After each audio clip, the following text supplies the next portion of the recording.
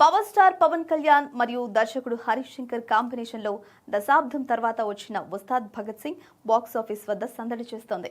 గబ్బర్ సింగ్ వంటి block buster తర్వాత వీరిద్దరి నుంచి వస్తున్న సినిమా కావడంతో అంచనాలు ఆకాశాన్ని తాకాయి. కాగా నేడు ఉదయం ప్రీమియర్ షోస్ తో వరల్డ్ వైడ్ గా రిలీజ్ అయిన ఈ సినిమా చూసిన ఆడియన్స్ నుండి ఫ్లాప్ టాక్ తెచ్చుకుంది.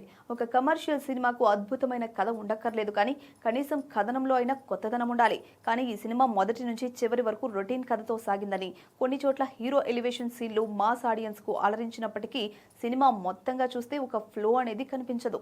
ఏదో కొన్ని సీన్లను కలిపి ఒక చోట కుట్టినట్లుగా అనిపిస్తుంది తప్ప ఒక పవర్ స్టార్ సినిమా చూస్తున్న అనుభూతి కలగదని ప్రేక్షకుల నుండి వస్తున్న రెస్పాన్స్.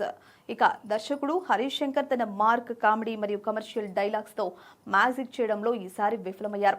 గత సినిమాల్లో ఉన్నంత కామెడీ ఇందులో ఎక్కడా కనిపించదు.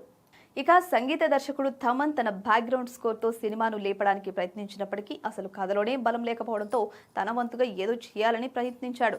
సినిమాలో పవన్ కళ్యాణ్ కొన్ని సీన్లలో ఆకట్టుకున్నప్పటికీ ఆయన ట్రేడ్ మార్క్ ఎనర్జీ మాత్రం అక్కడక్కడ మిస్ అయినట్లు అనిపిస్తుంది. మొత్తానికి ఉస్తాద్ భగత్ సింగ్ ఎటువంటి కొత్తదనం లేని బోర్ కొట్టించే ఒక రొటీన్ కమర్షియల్ ఎంటర్టైనర్ గా మిగిలిపోయిందని ఓవర్సీస్ నుండి వచ్చిన టాక్. ఇక తెలుగు రాష్ట్రాల్లో ఈ సినిమా ఎలాంటి టాక్ తెచ్చుకున్నదో చూడాలి.